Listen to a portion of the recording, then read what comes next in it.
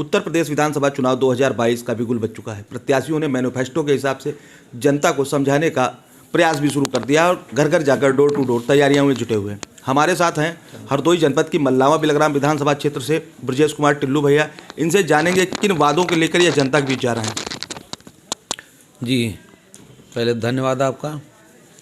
वादे तो जो जन समस्याएं हैं वो किसी से छिपी हुई नहीं हैं, चाहे वो आवारा पशुओं की समस्याएं हों, चाहे बच्चों के स्कूल विद्यालय की समस्याएं हों, चाहे बेरोजगारों की समस्याएं हों, और चाहे महंगाई की समस्या हो, चाहे किसान फसल की समस्या हो, एमएसपी की समस्या हो, तमाम समस्याएं हैं। इन्हीं मुद्दों को लेकर के हम जनता के बीच जा रहे हैं।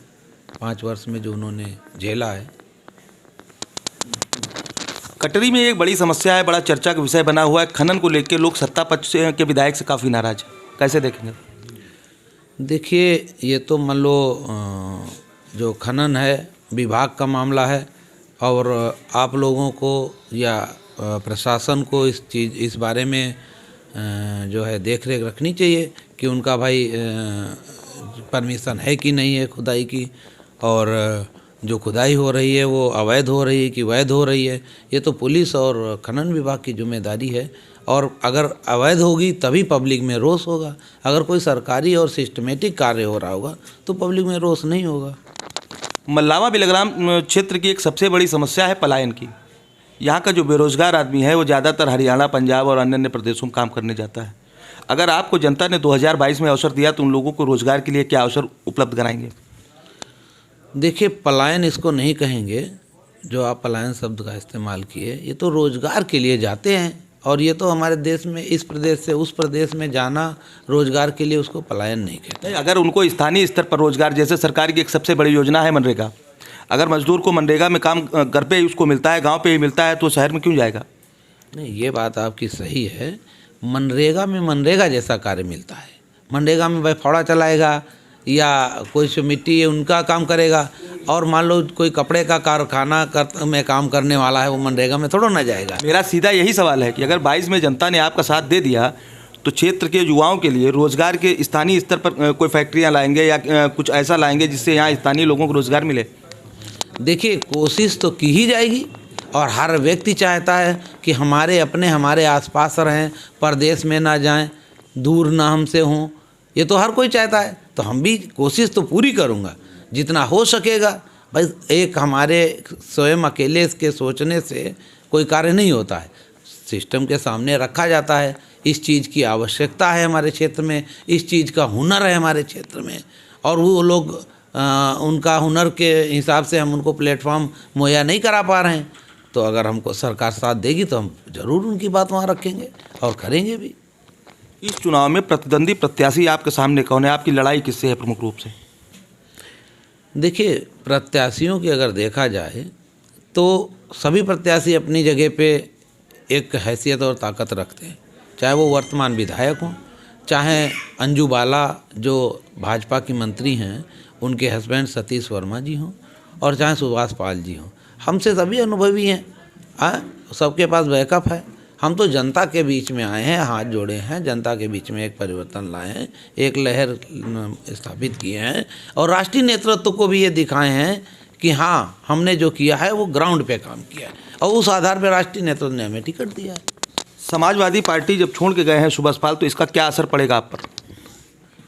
देखिए, जाने न जाने से व्यक्ति का अपना फैसला होता है। राष्ट्रीय नेतृत्व से खपा हुआ अपने चला गया, किसी दूसरी पार्टी का दामन थाम लिया। और असर की रही बात, तो विशेष असर कभी भी किसी भी पार्टी के उसके जाने से नहीं पड़ता है। हाँ, 2-4 10 लोग 50 लोग जो होते हैं उनमें थोड़ा बहुत तो असर पड़ता ही है। एक कास्ट विशेष का भी असर पड़ता है, लेकिन वो सब बहुत बड़ी बातें नहीं हैं। अगर कोई हमारी पार्टी जाता है छोड़कर तो हमारी पार्टी में आते भी हैं छोड़कर, तो दोनों चीज़ें लेवल हो जाती हैं। मल्लावा बिलग्राम विधानसभा क्षेत्र की जनता के लिए क्या संदेश है आपका? हमारा संदेश है मल्लावा विधानसभा की जनता से कि आने वाले 23 फरवरी को साइकिल वाला बटन दबा करके मतदान करें। मैं ब्रजेश कुमार वर्मा टिल्लू भैया साइकिल का प्रत्याशी हूँ, समाजवादी पार्टी का प्रत्याशी हूँ।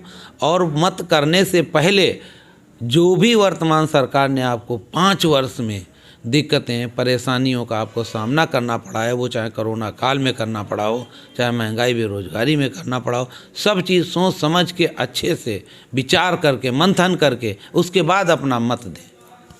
एक ही गांव से भाजपा और सपा के दो प्रत्याशी निकले, कभी कभी आमना सामना हो जाता तो कैसा महसूस करते हैं? मित्र भी रहे कभी आपके वो? देखिए, अगर मित्र कहा जाए तो मित्र वो हमारे कभी नहीं रहे। स्पष्ट मैं बात बता रहा हूँ। वो यूनिवर्सिटी में 1 साल पहले 2 साल पहले गए थे, मैं 2 साल बाद गया था। मेरी आर्थिक स्थिति अच्छी नहीं थी, मैं यूनिवर्सिटी में स्ट्रगल नहीं कर सकता था, तो मैं प्राइवेट रूम लेकर के अपना कोचिंग पढ़ाकर अपना काम करने लगा। चूँकि गांव के होने के नाते जब भी कहीं मिल जाते थे तो बातचीत हो जाती थी, लेकिन धीरे धीरे हमारा कारोबार बढ़ा। वो अपना राजनीतिक क्षेत्र में ही इधर उधर स्ट्रगल करते रहे, तो उनको कभी आवश्यकता पड़ी तो हमने उनकी हेल्प कर दी। तो ये मैंने हेल्प जो की वो ना ही मित्र होने के नाते की, ना ही मुझे उनसे कुछ चाहिए था। बस ये था कि वो राजनीति के क्षेत्र में दबे कुचले और गरीबों के लिए ये अपना समय दे रहे हैं, चलो इनको सहयोग कर दिया जाए, बस ये सोच के मैंने किया, बाकी कुछ नहीं। 2017 का चुनाव आपने पूरी ताकत से लड़ाया था आशीष सिंह आशु को।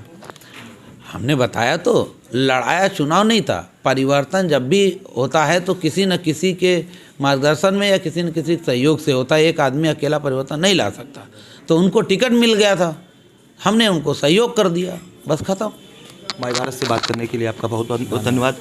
हमारे साथ थे मल्लावा बिलग्राम विधानसभा क्षेत्र से प्रत्याशी ब्रजेश कुमार टिल्लू भैया। बड़ा बेबाकी से इन्होंने अपनी बात रखी है और जनता से एक संदेश के तौर पे भी कहा है कि अगर विधायक बनाया जनता ने तो उनके जितने अरमान हैं उनको पूरा करने का काम करेंगे। माई भारत के लिए कैमरा पर्सन संतोष के साथ अरविंद तिवारी, हरदोई।